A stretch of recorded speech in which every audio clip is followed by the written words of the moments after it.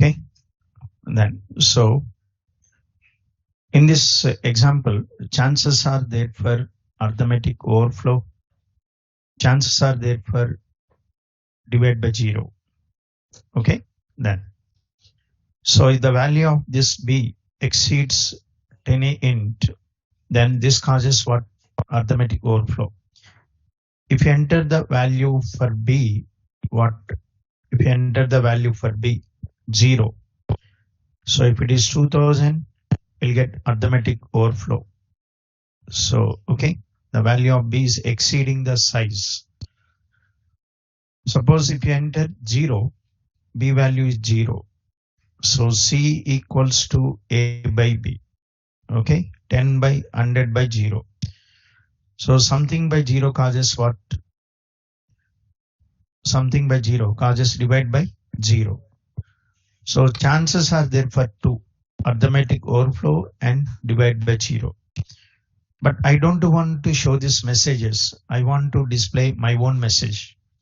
I want to handle this. Okay, na? How to handle? So if you want to handle, you have to include what? Try catch block. So begin try, next one end try. Begin try, end try. So begin catch, next one print message. What is the message you want to print? I want to print what? So like just I want to print a message error. Okay, then end catch. So when the statement causes error, suppose 2000, b value is 2000. So this statement causes what? Arithmetic overflow. When the any statement causes runtime error, then go to what? Catch block. Go to catch block. So go to the catch block, execute the statements in catch block. What it prints? It prints what? Error. If the b value is what? 0. B value is 0. So c equals to a by b. So this statement causes what? Error. What is that error? Divide by 0. So let's see this divide by 0 error. So then the statement causes error, then it goes to catch block, execute the statements in catch block. Okay, what is the problem here? The problem is in both cases we are printing what? Same message. But I don't want to print the same message. I want to print a different message. Okay, so depends on the error, I want to print the message. Then so what we need to do is in catch block, you have to check which exception is raised. Okay, now in catch block, you check what exception is raised, what error is raised. Raised error is arithmetic overflow, print so and so message. If error is okay, now divide by 0, print so and so message. In catch block, you have to check what exception is raised. So how to check? By using error number. By using what? Error number. See, just like find the error number. Okay, na? See this here. So this is divide by 0. What is this? Is 8134. 8134. So what is the error number for? What is the error number for arithmetic overflow? 220. Okay. Then now what you can do is, so here begin try. Next what? End try. Begin catch. So here if what? Error number equals to 8134. Error number equals to 8134. 8134 is for what? Divide by 0. So I want to print a message. Divisor cannot be what? 0. Divisor cannot be 0. Next one. Else what? I want to print a message. What is the message I want to print? Else, not else. Let's say else if error underscore number equals to 220. 220 is for arithmetic overflow. So value exceeding what's her limit. That's all. End catch. So if error number equals to 8134, this message is printed. If error number equals to 220, this message is printed. That's all. Now let's test it. So B value is 2000. The statement causes what? Arithmetic overflow. So it go to the catch block.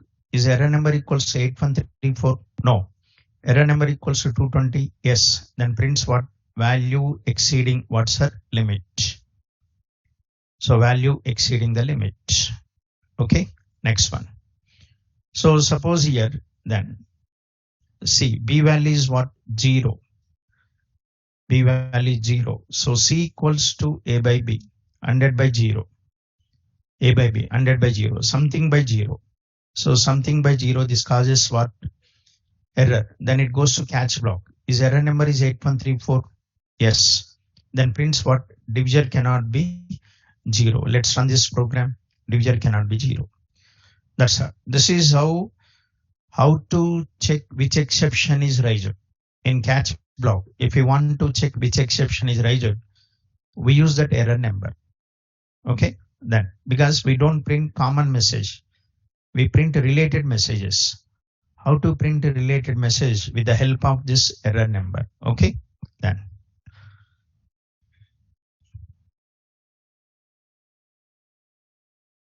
So example, this is the example.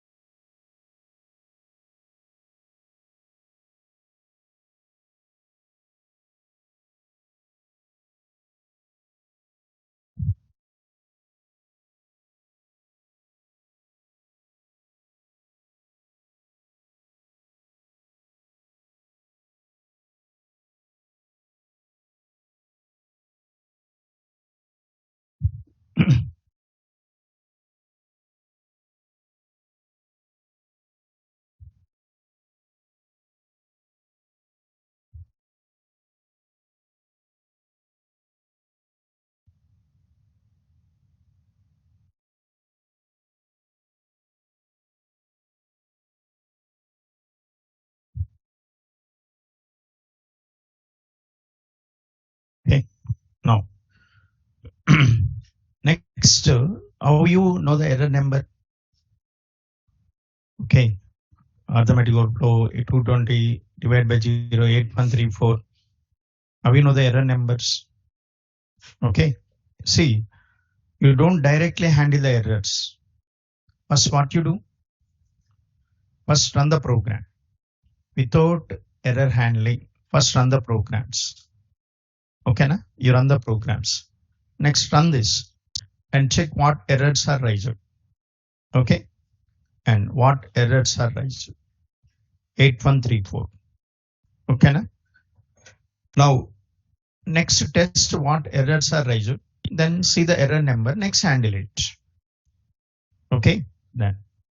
So first write the program and check what exceptions are raised. Next, handle it. So we don't directly handle. Okay, then. Next, this is one example. Just how to handle errors. Okay, in SQL program. Next, let's see one more. And so, for example, I'm creating a table. Create table, table name. Okay, then emp something. So one field is empno integer. This is primary key. One field is ename varchar of 10. This is not null. One field is salary. This is money type. Check salary greater than or equals to 3000. So I'm creating a table. Okay, creating the table. So here employee number is declared with primary key, ename is declared with not null, salary declared with check constraint. Okay, number is declared with primary key, name is declared with not null, salary column is declared with check constraint. So table is created. Okay, then suppose table is already there. Drop table what? EMP88. Drop table EMP88. So table is what? Drop. Next after this. Then now what? So after creating the table, create the table. Okay, table is created. After creating the table, next what you have to do is write a program to insert data into EMP88 table. Write a program to insert data into EMP88 table. My program is inserting data into EMP88. Okay, then just 1 second, just see this.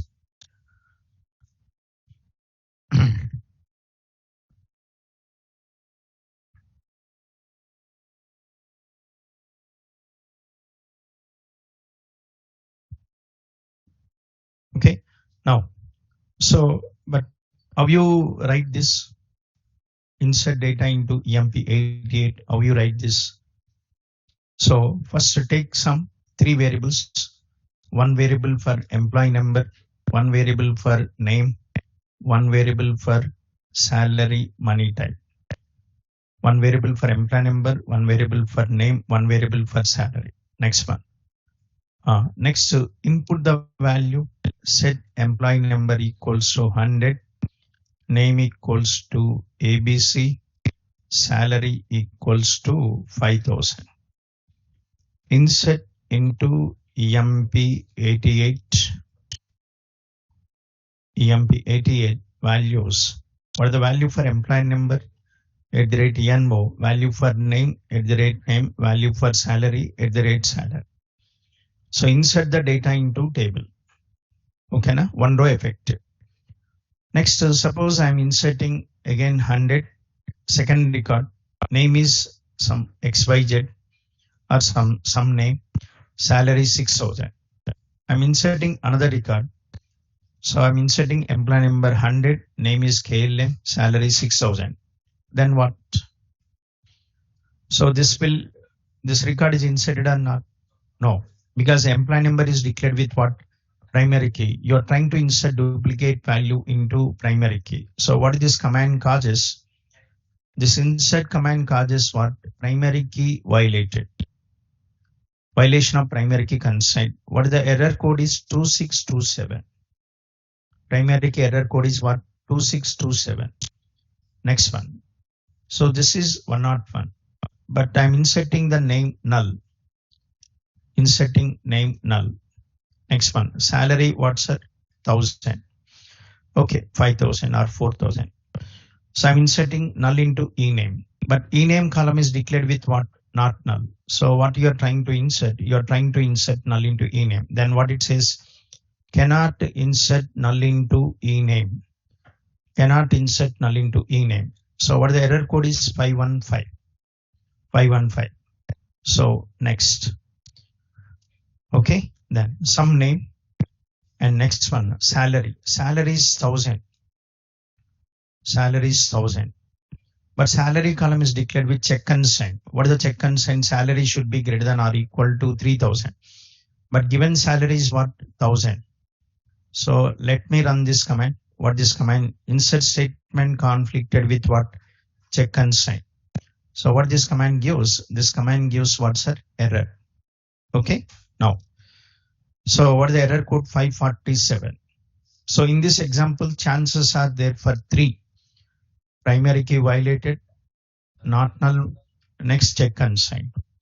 So primary key error number is 2627, not null is 515, check and sign 547. Now I want to handle these errors. How to handle these errors? So then include try catch block. What is this is begin try, next one end try. Okay, then begin try, end try, begin catch, next one. If what? If what error number? If error number equals to 2627, then what? Print employee number should not be duplicate. Employee number should not be duplicate. Next one, else if error number equals to 515, then what? Print name should not be null.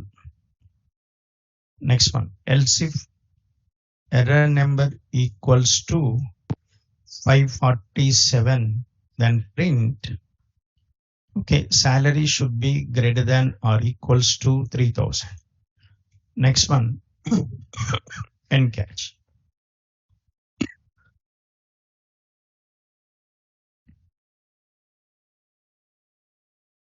That's all.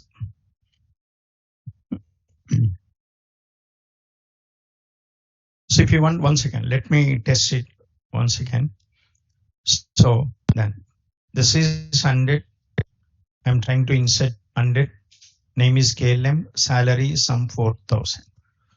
But this 100 is already there. You're trying to insert duplicate. Then so let me, what insert statement is inserting duplicate value into primary key column. Okay, then let me run this command. So what is employee number should not be duplicate. So error is handled or not? Yes. Next one. This is 101. Suppose here.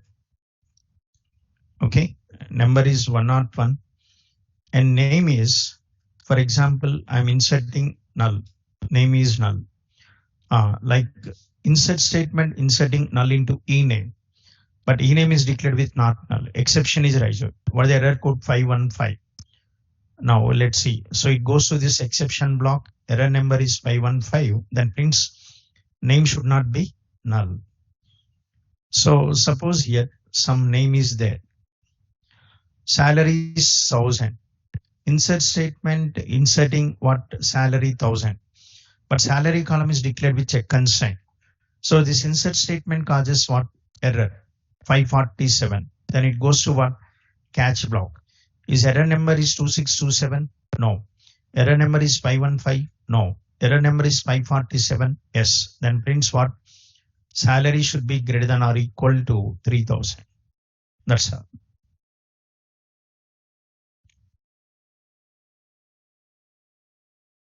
Okay. That's all.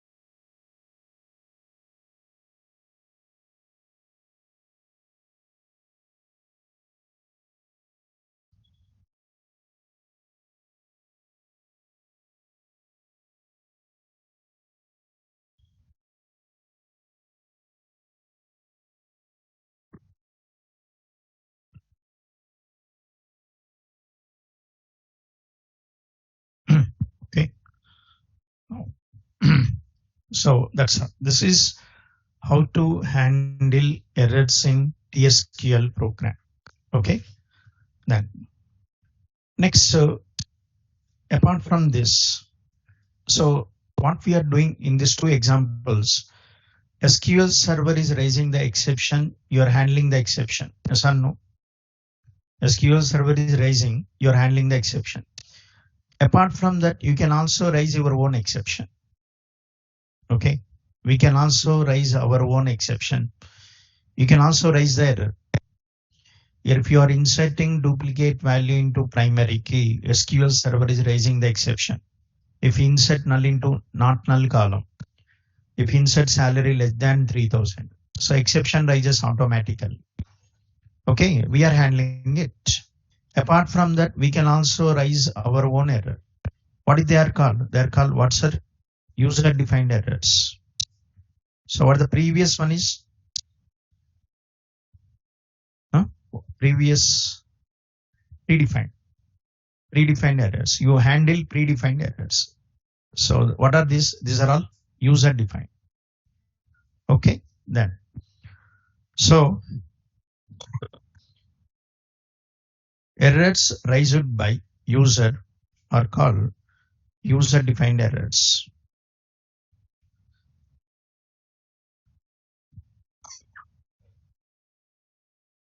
Errors raised by user are called user defined errors.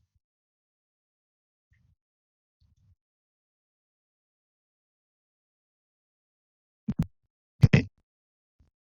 Errors raised by user are called user defined errors.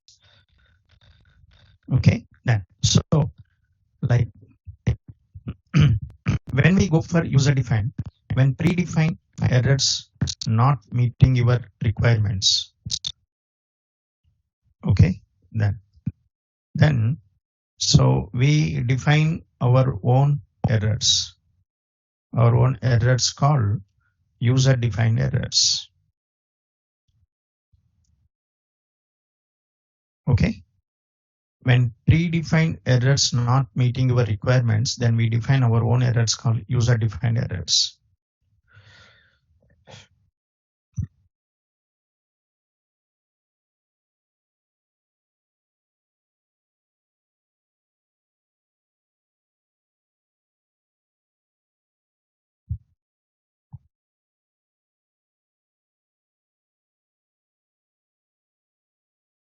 Okay, then so and these errors raised by user by using raise error statement.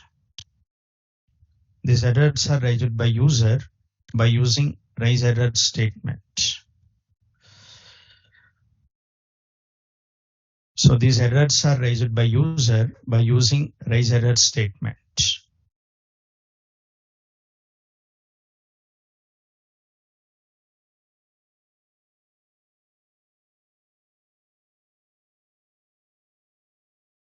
Okay, then so not statement, once again, raise error procedure. Raised by using raise error procedure.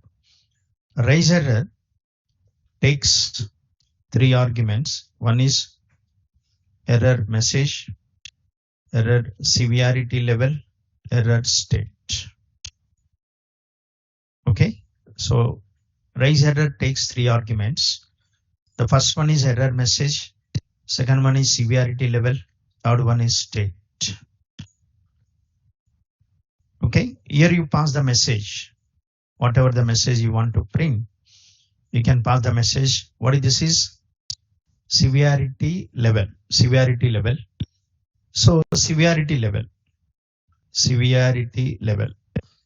Okay, then what is the severity level is? Okay, na? What is the severity level? So actually, how severe your error is? Okay, na? Then how severe?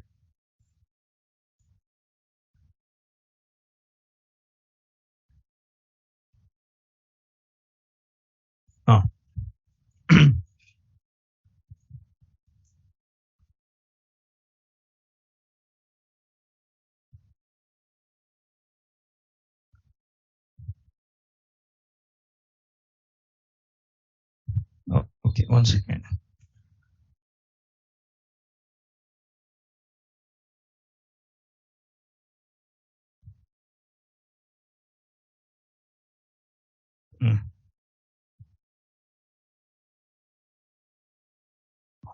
So severity level is an integer between what's a value between 0 to 25.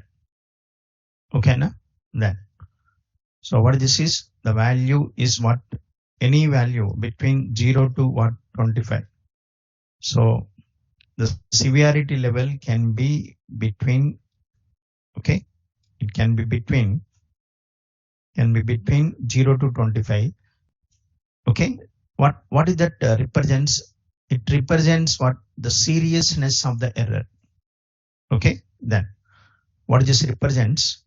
This represents seriousness of the error. Seriousness of the error.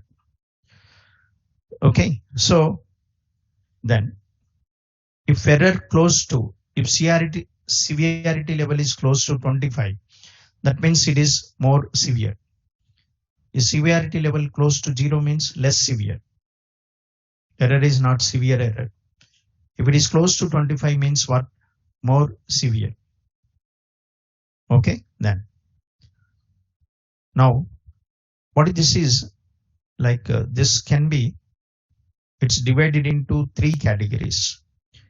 So 0 to 10, 11 to 25, next one 19 to 25, 11 to 18. So 0 to 10, 11 to 18, 19 to 25. So it is categorized into 3. Okay, then.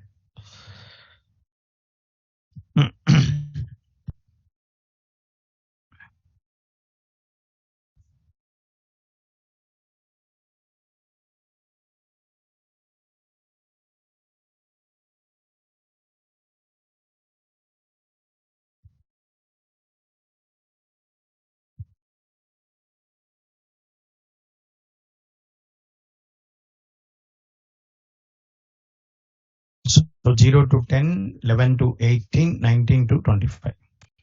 So like if you want to give a message, then severity level should be 0 to 10.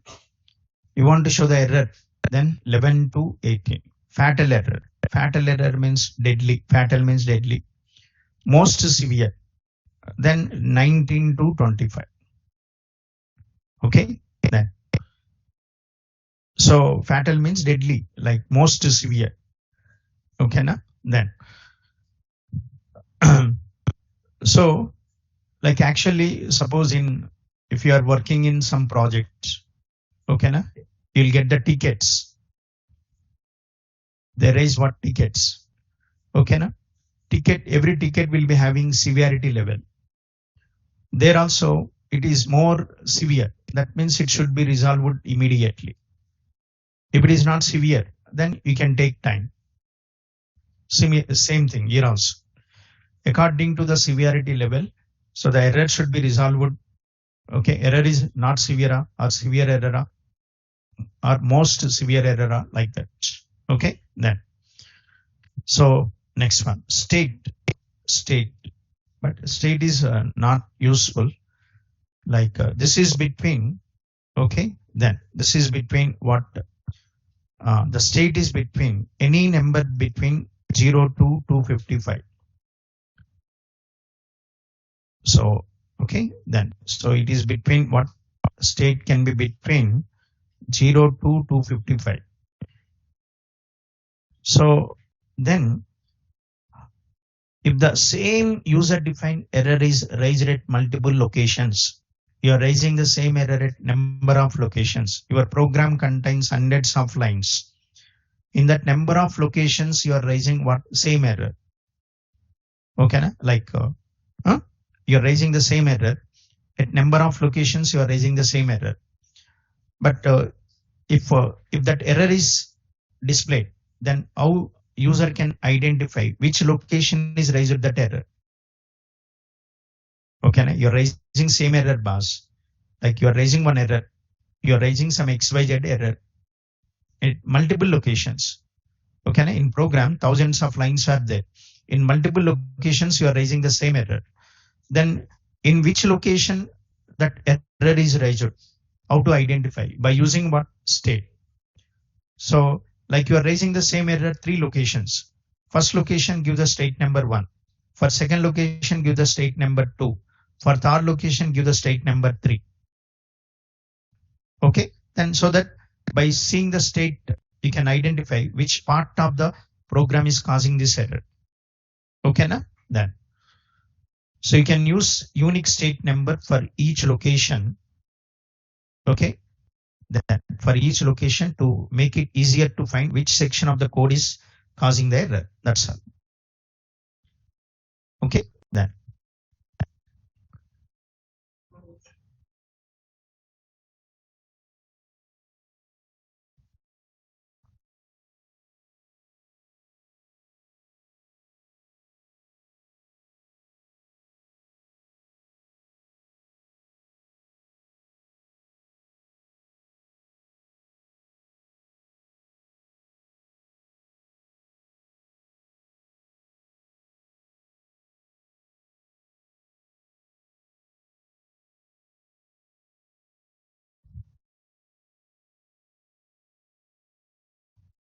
okay, then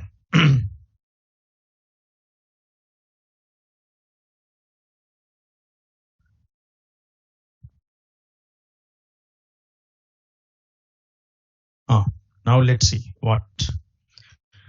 Let's see one example then. Okay, so like write a program. Okay, write a program to increment specific employee salary by specific amount. Okay, then write a program to increment specific employee salary by specific amount. But Sunday updates are not allowed. Sunday updates are not allowed. So if at all user is trying to update on Sunday, I want to stop. Updating on Sunday is not allowed. That is my requirement. According to my requirements, updating Sunday is not allowed. If at all user is trying to update on Sunday, I want to stop. Okay, then. Now, so tell me what this program is for incrementing the salary. Then suppose, for example, declare what NO plus amount is money type. So taking 2 variables, one variable for employee number, one variable for amount. Input the employee number 7369. Input amount set at the rate amount equals to 1000. Next one. So this particular employee salary should be incremented by this much amount.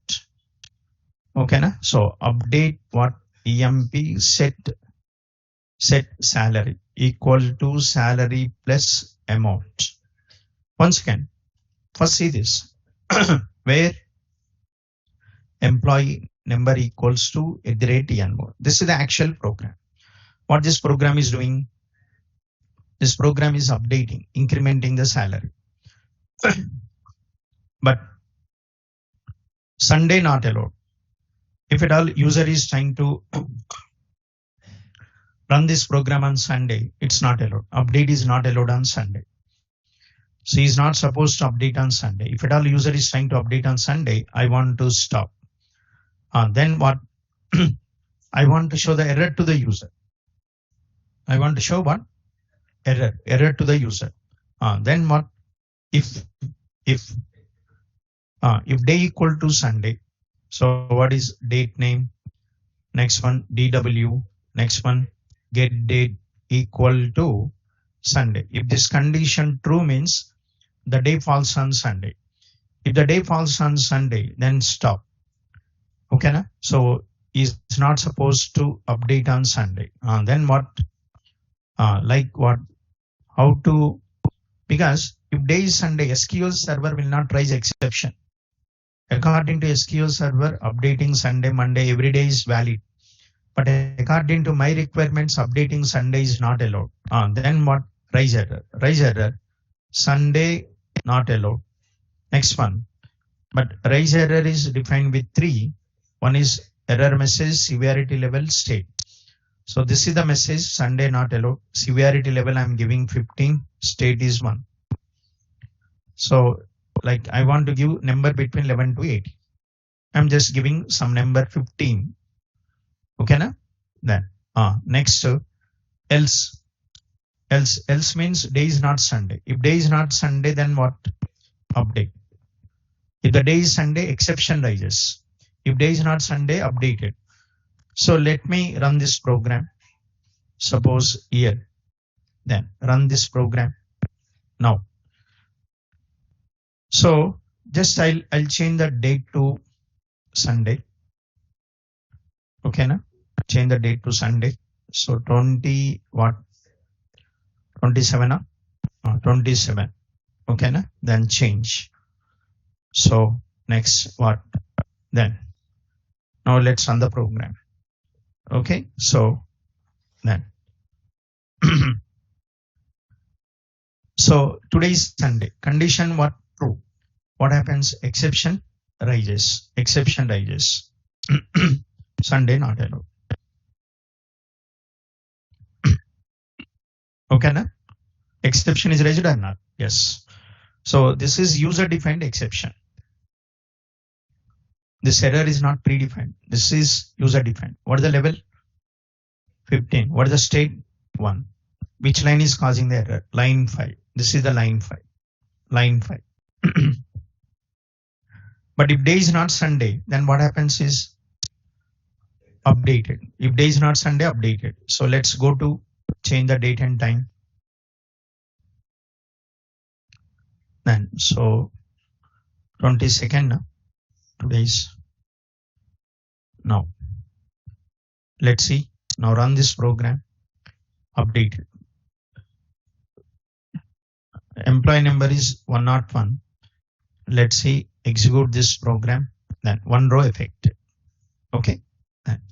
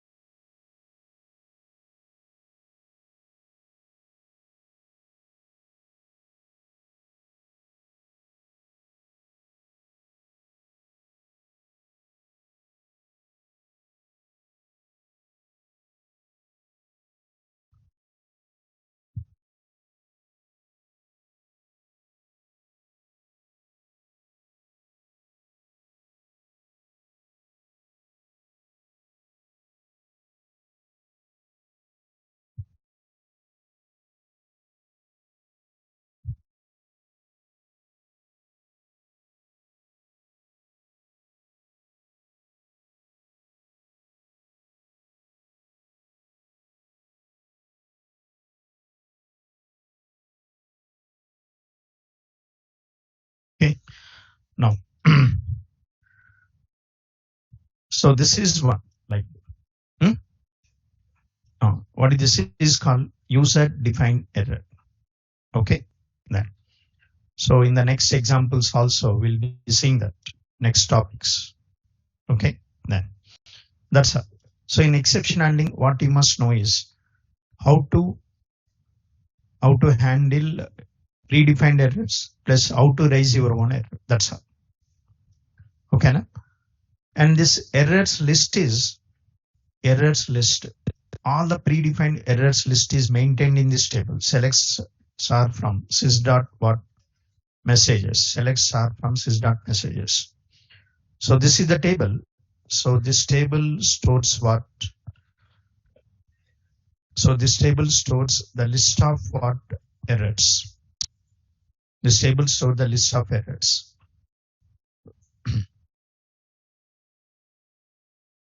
Okay, then all the errors. Like if you want where message ID means error number 2627. This is primary key. Yes. Now let's see here violation of constraint. Primary key constraint, but it is given in different languages. Same error message, but given in different languages. Language ID 1033 means English. 1031, 1036, 1041. Like different languages. Okay. Then now this is the table to see the list of errors. Okay. Then so display what list of errors. To see the list of errors, this is the command you have to execute. Select star from what sys.what messages table. If you want to see the particular error means where message ID, you give message ID. Then if you know the message ID, then where message ID equal to so and so.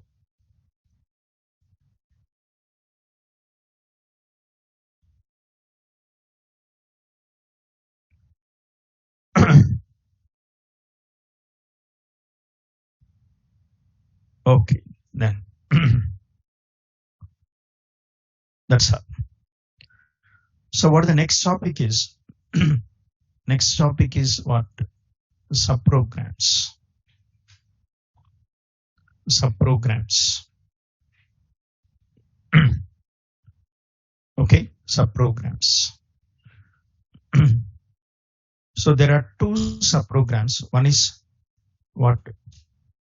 Stored procedures. Another one, stored functions. There are two subprograms, stored procedures and functions.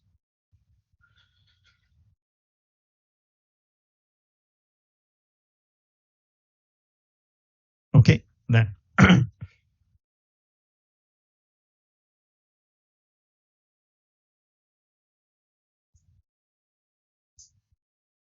procedures and functions. Then now, first one, let's see what actually see. Subprograms means what? Substring means part of the string. Substring means what? Part of the string is called substring. Subprogram means part of the program. Okay, na? So this is not a main program. This is what part of the program. Okay, then so there are two subprograms. Okay, there are two subprograms. One is procedures, another one functions. And also these are also called named TSQL blocks. Named TSQL blocks.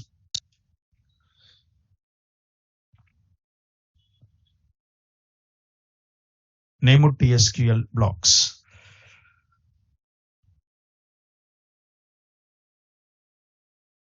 Okay, then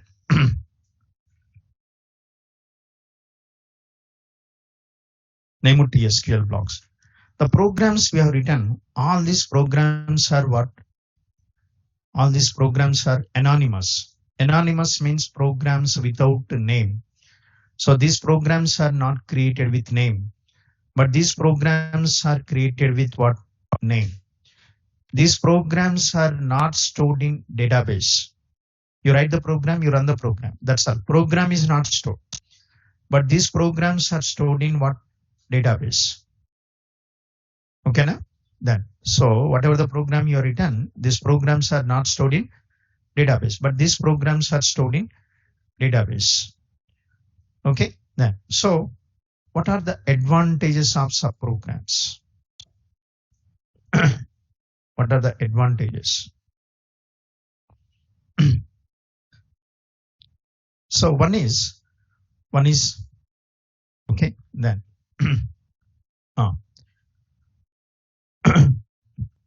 so one is modular programming.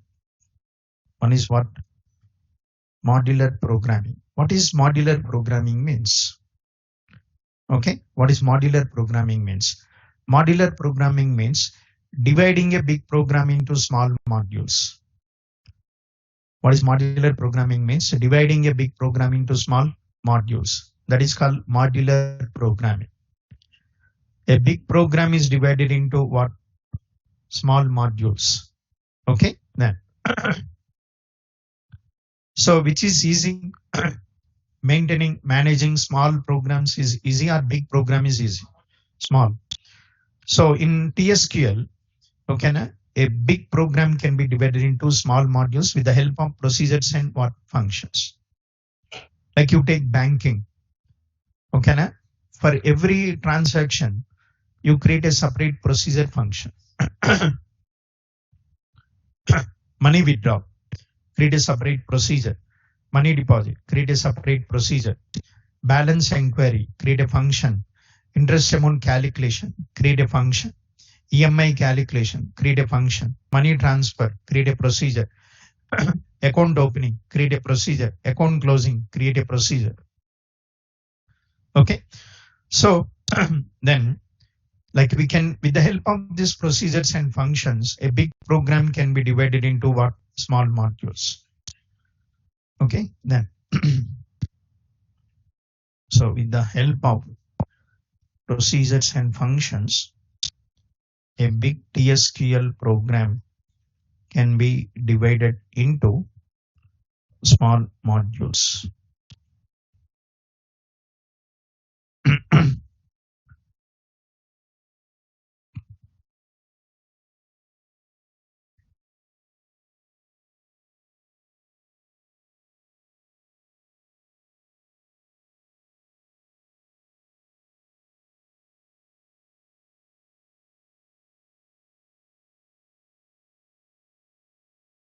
Okay.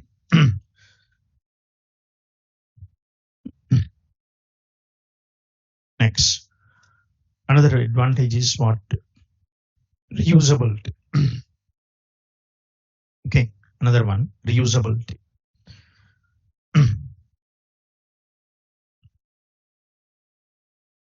So these programs cannot be reused. These programs cannot be what? Reused. These programs cannot be reused. So you write program, you run the program, that's it. But you cannot call this program from another program.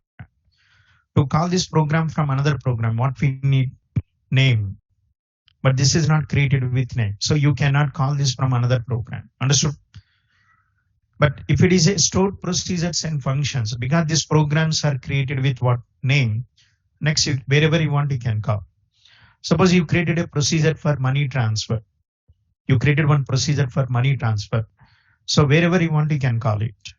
In banking, you created one procedure for money transfer. So wherever you want, you can call it. You can call it from net banking application. You can call it from ATM application. You can call it from some bank application. Wherever you want, you can call. Okay, then. So now reusability. Okay, then. So because these procedures and functions are stored in database, like because these programs are stored in database, and applications which are connected to database can reuse these programs.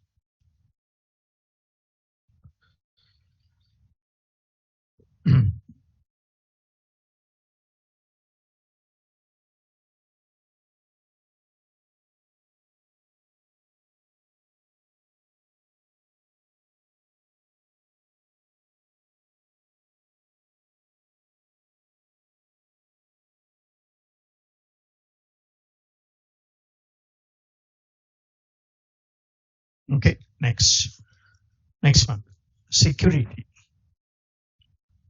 Another one, security. Then so now, because these programs are stored in what database. If something is stored in database means it is secure. Not everyone can execute this program. Only authorized users can execute these programs. Okay, then so because these programs are stored in database, so only authorized users can execute these programs.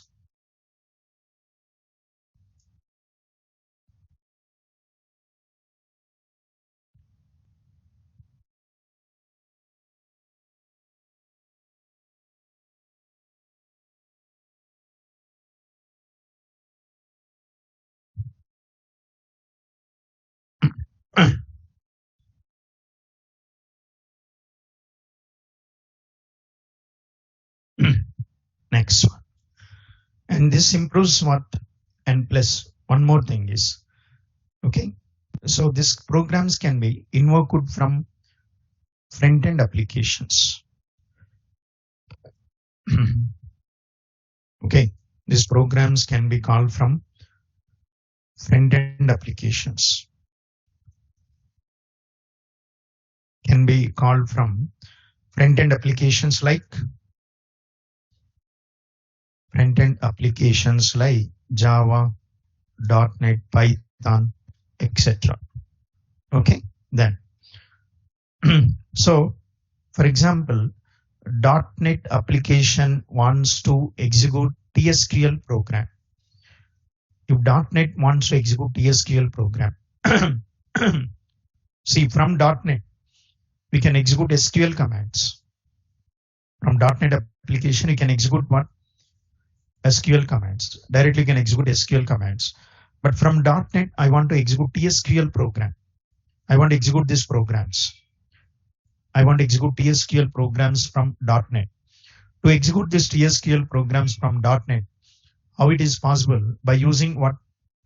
Procedures and functions. With the help of procedures and functions, we can execute these programs from front-end applications. Okay, then next. What the next one is? Improves performance. Improves performance.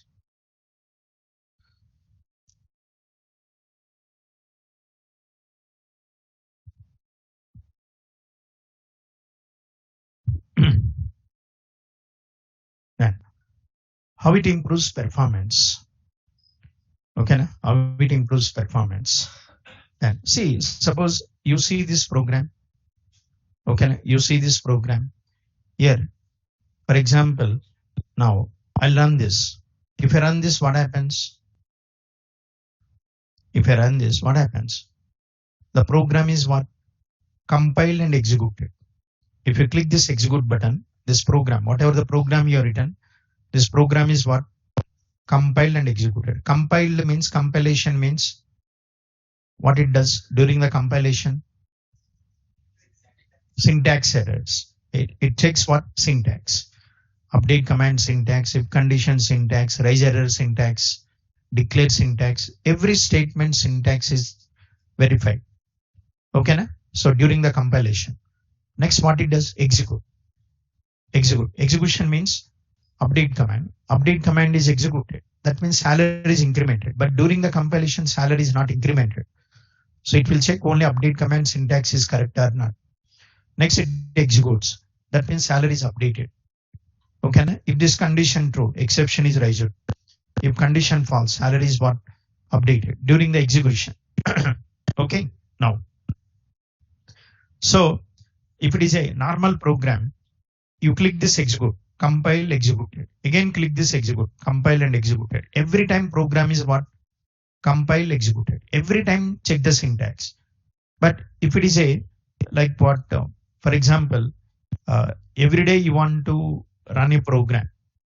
There is a program, every day you want to run that. And every day you are running that program hundreds of times. You take money withdrawal. One program is written for money withdrawal. Okay, na? That program is called only one time or every day? A number of times. In a day, lakhs of customers do money withdrawal. So that is program is called lakhs of times. So lakhs of times, do we need to verify the syntax of the program? No. Just one time it's enough. Yes or no? If it is invoked lakhs of times, we no need to check the syntax. If we check one time, it's enough. That's why. So like if you go to procedures and functions, this is one time compilation, every time execution. What this is? One time compilation, every time execution. If it is a normal program, what? If it is a normal program, then every time what? Compile executed. Every time compile executed, compile executed, compile executed. But if it is a stored projects, one time compilation and every time what? Execution. So compilation is not repeated. Okay, na? Then performance is what? Improved. Then okay then. So then procedures functions improves what? Performance. So because they are pre-compiled, that is compiled already and ready for execution.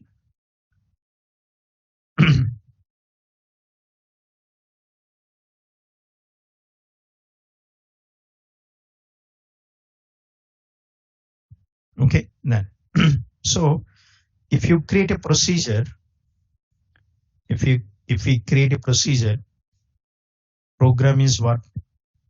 If you create a procedure, the program is compiled and stored in database. And whenever we call procedure, only execution is repeated, but not what? Compilation.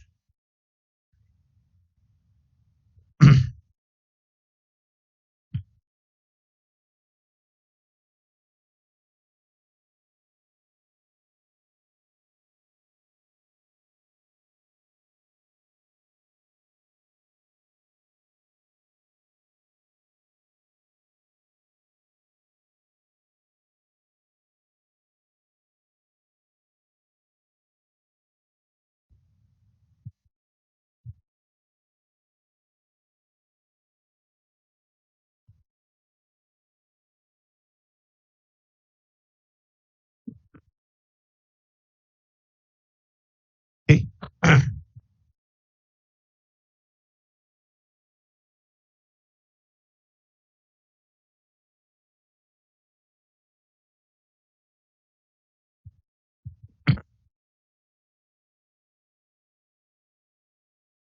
This is what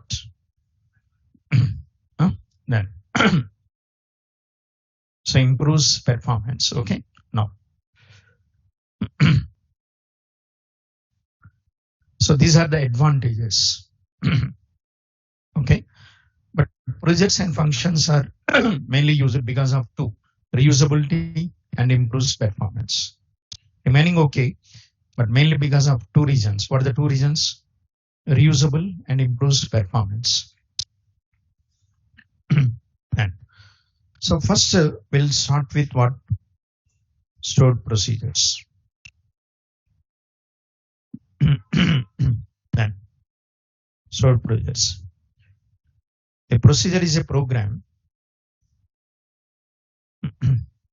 Okay, then a procedure is a program. What is stored procedure? It is a procedure is a program.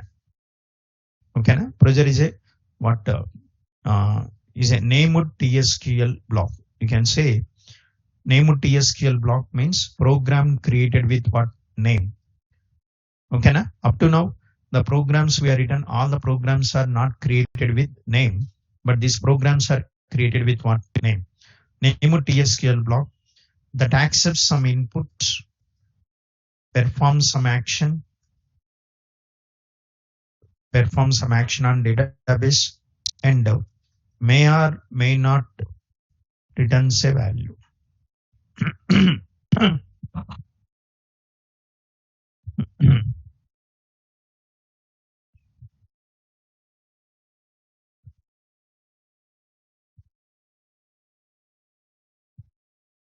So procedure is a named TSQL block that accepts some input, performs some action, and may or may not return a value.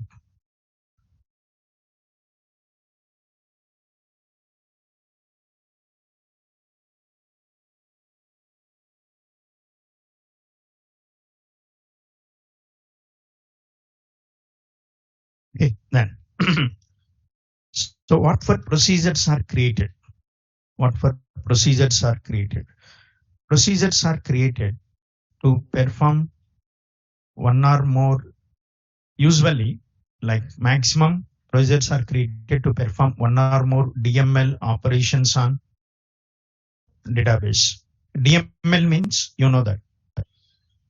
What the DML operations means? Insert, update, delete. So for inserting the data, for updating the data, for deleting the data, create what? For inserting, for updating, for deleting, even for select also. But mostly they are created for DML. But it's not that select is not allowed. You can also select. Mostly they are created for DML operations. Okay, na? Inserting, updating, deleting. Why we create procedure? You directly can insert now, directly can update, directly can delete. Then if anyone asks you like that, then what advantages? Okay, then reusable. Every day I want to update. Better to go for procedure. So whether how you decide procedure is required or not required. You want your requirement is updating, inserting like this. But procedure is required or not required. How you decide? Simple. If it is one-time action, procedure is not required. Repetitive action, procedure is required. Okay, na? Then not one day. Every day you want to update. Then better to go for procedures. Then how to create? What is the syntax? What is the syntax? So create or alter procedure name. Create or alter procedure name. Parameters, if any, as statements. This is the syntax.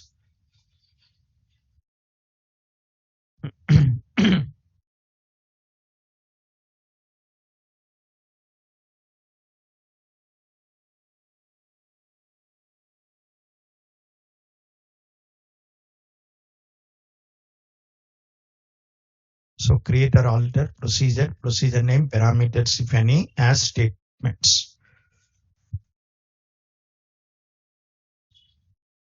Okay, then now next. Let's take, but what is the most important in creating procedure is? Here you write statements. What statements you write? Any statement. Update, insert, delete, if condition, loop, cursor, whatever you want, you can write. So up to now you written programs now. The same program you write it here. Okay, na? Only difference is this is the extra. What this is? This one. This is the extra. Next here you write program. What that is? Declare, set, whatever. What is the extra here? This is the extra. No. But what is important here? Parameters are important. Okay, then. So what are parameters? What are parameters?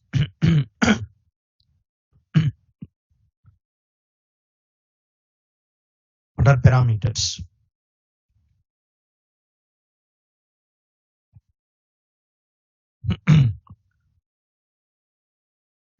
So we can declare the parameters.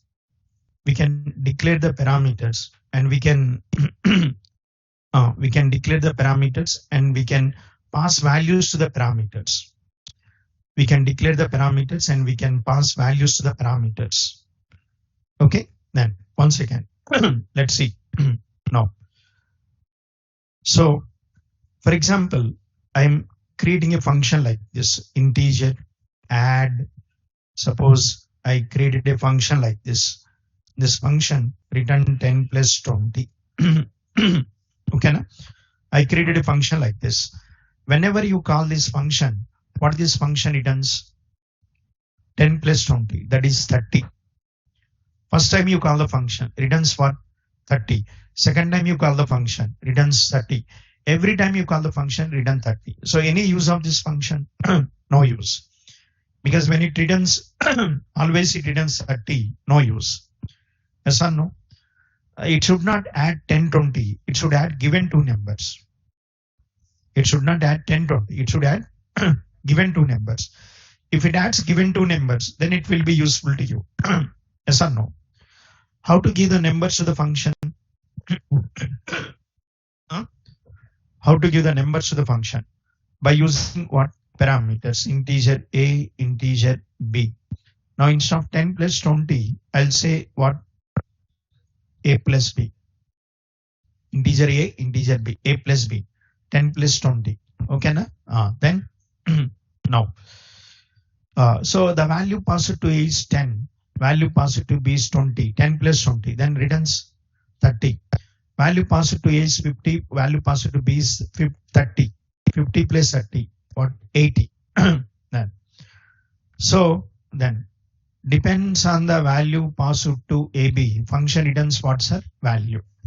Okay, na? Then now let's see. So parameters. Then we can declare parameters and we can pass values to parameters.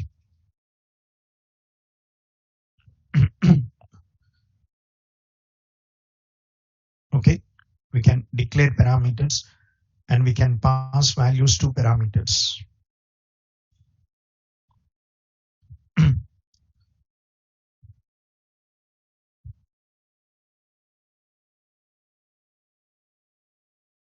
Okay, next.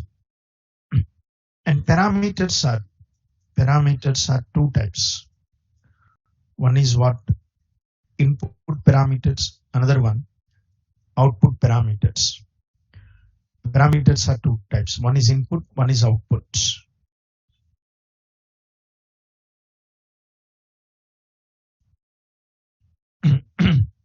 Input and output. So input parameters what? Input parameters what, sir? Like input parameters.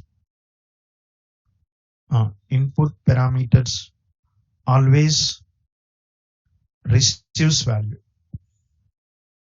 Always what? Receives value. Next, output parameter always sends value. Input always receives, output always sends. What is the default? Default is input. That means what the default means? If you don't declare any parameter type, by default the parameter is what? Input parameter. If you don't declare any parameter type, by default the parameter is input. So input always what? Receives value. Output always what, sir? Sends value. Okay, then. Okay, na? Now.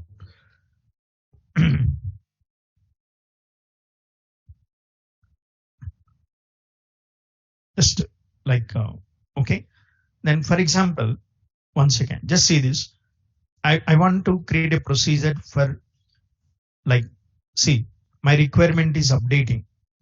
Every day I want to update. Then if you want to update every day, then what? Create a procedure. Create a what, sir? Procedure. Create a procedure to increment salary. Like I want to create a procedure to increment salary. Then what? Create what, sir? Procedure. Create procedure. Then so create what? Create or alter what, sir? Procedure. What is procedure name? So like I'll say raise salary, incrementing, raising, raise salary as like this. That's all. But salary should be incremented by what? Suppose I'm giving 1,000. Next one 101. then any use of this procedure? No use, because always it increments 101 salary. Always you increment only 101? No. Okay, na? Always you increment 101 salary? No. Okay, na? Then. So this is the procedure without what's our parameters. Without parameters. When it is useful, if you want to increment all the employees' salaries by 1,000, then it is useful. All the employees' salaries should be incremented by 1,000. Then we don't need any parameters. Okay, na? Then. So that case it is required. Suppose first, like example 1, procedure without parameters. Procedure what? Without parameters. First we'll see without parameters. Next we'll see with input. Next with output. Okay, then. Without parameters. Now.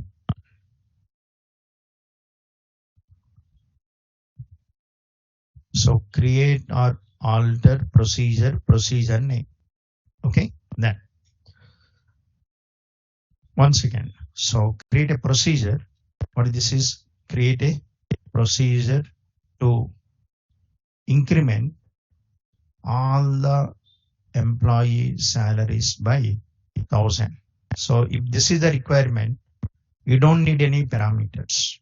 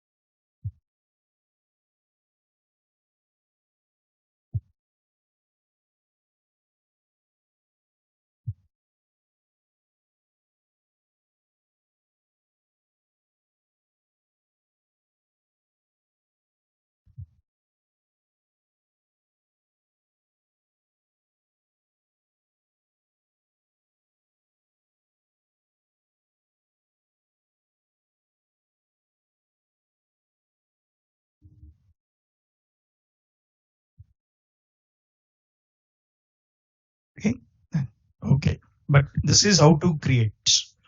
Okay, na? How to create. Let's see. Execute this. Procedure is created. Okay, na? Then. So where you can see this, like not EMP table. So DB7AM, programmability, expand this, stored procedures, expand this, raise salary. Okay, na? Right click, like modify, then so it open the code also. Okay, na? Maybe after 6 months you want to make some changes to the existing procedure. Open this code, make the changes, again click this execute.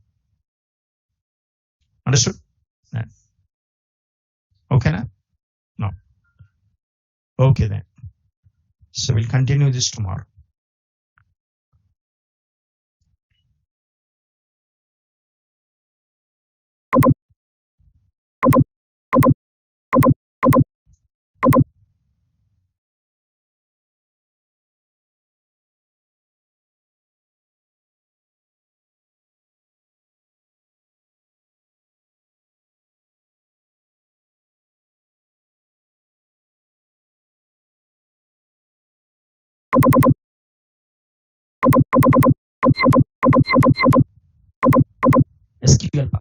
SQL part, group